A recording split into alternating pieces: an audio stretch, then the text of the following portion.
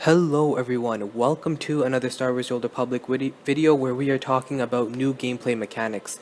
Now recently I did a video which was basically all the new abilities that it seems as though players are kind of getting in patch 5.0. These are just abilities that are perhaps being tested on the public test server. A lot of them are look very funny, and so they're probably not actually going to be implemented in the patch. They're just kind of being tested, things like that. So all this is very speculative, it's not definitive whatsoever, but in that place where you could see all the new abilities that were added to the public test server, there were also these abilities that kind of stuck out, and they obviously weren't going to be added to classes, so the only other real explanation was these abilities are probably going to be given to us as part of some sort of gameplay mechanics associated with Knights of the Eternal Throne.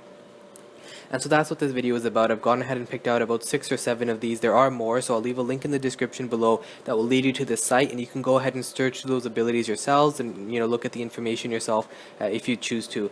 But what I've gone ahead and done is chosen some of the ones that really stuck out to me. And the reason I'm doing this video is because recently with BioWare storytelling, we've seen a pretty important trend, which is that they're starting to incorporate some really cool and really neat gameplay mechanics into their storytelling, and that's something that should definitely be highlighted and done more of, because it makes playing the game just 1,000 times more fun.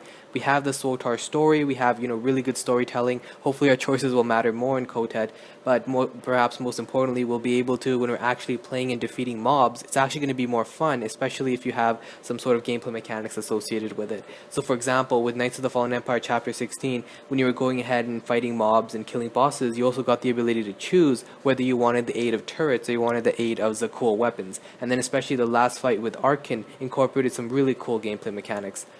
Anyways, so this video that I'm doing here does not in any capacity encompass all the new gameplay mechanics that we're going to be getting. There's going to be so much more, and there's probably really cool things. These are just kind of highlighting that trend and showing you guys some of the really cool stuff that we're getting, and hopefully we'll see a lot more when the actual Knights of the Eternal Throne comes out. But the first thing I want to show you guys here is we have this thing called Enter Walker, and I was going through some of the missions as well, and we most definitely are going to be able to ride in a walker.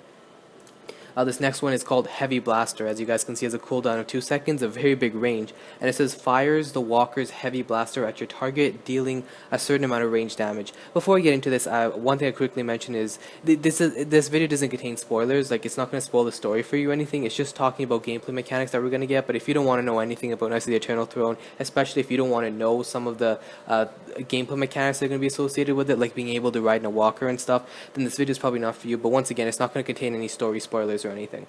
So continuing on, so as you guys can tell, there is like a walker, and so I believe what it is, it's going to be like we get in a walker and we have to defeat a bunch of sky troopers. Maybe we're invading a base or something like that. So that's very cool. I mean, being able to ride a walker, that's really never been in SWTOR. Nothing like that has ever been in SWTOR.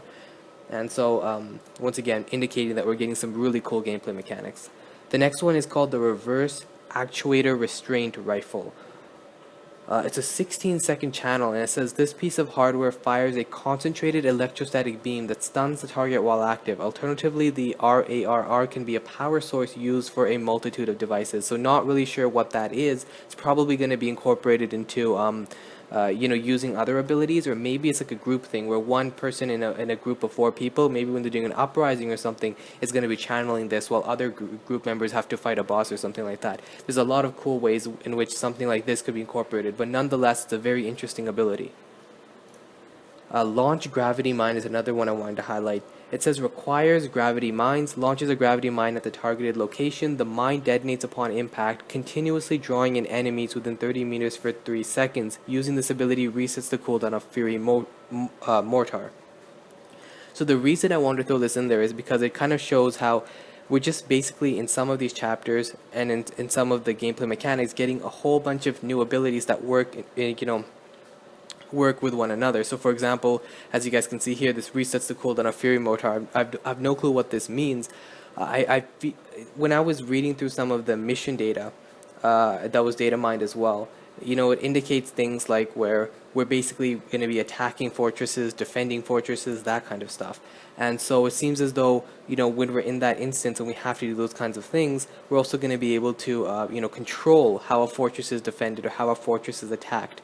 I'm speaking in really vague terms, so I don't want to, give out any spoilers. But the point is, we're basically getting a whole bunch of temporary abilities. It's going to make a lot of use of this temporary ability bar. At least this is what I think. This is what I interpret.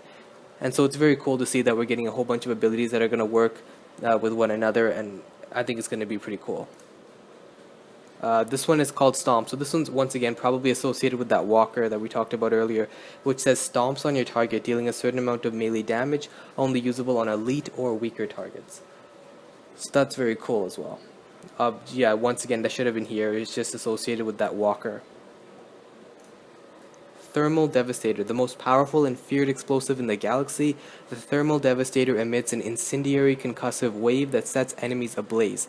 While the initial impact sears foes in an all-consuming conflagration, the follow-up wave of force launches them through the air with bone-shattering force.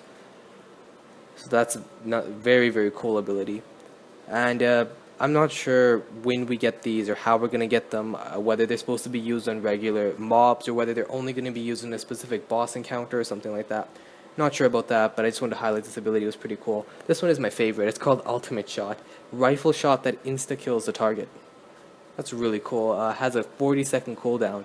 And I'm not sure what the context is in getting these types of abilities. I was feeling like it might be something also associated with a specific character. Like, for example, maybe we get to play as another character. Something like that, you know, similar to what we experienced with HK55 bonus chapter, where, you know, he has abilities like this, like Assassinate, which deals like, I don't know how much it was, like 20 to 30k damage over 5 seconds. And so, I don't know, you know, how we're getting this. Maybe it's also associated with that walker. Like, maybe the walker has this ultimate shot, and but it's going to be something along those lines, where we get in a tank or we get in a walker, or we're given special abilities, and then those abilities will work together, and one of those abilities is going to be something OP like this ultimate shot.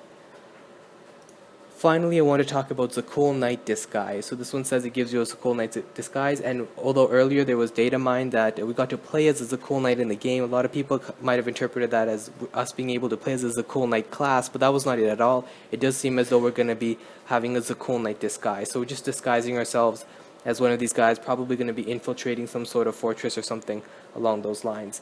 But those are the abilities I decided to pick out from there that looked the most interesting. There were a whole bunch of other ones, but a lot of them didn't have information associated with it, so I didn't want to throw it out here because basically there would be absolutely no information about what it is or how it's going to be used. At least these ones, although we don't know in what capacity they're going to be used, at least it kind of tells you what it's going to do, and it gives you a really good idea about some of the really cool and neat gameplay mechanics we're going to be getting. So that's really why I wanted to make this video. I do hope you guys enjoyed the video. I hope you guys found it informative. I'll see you in the next one.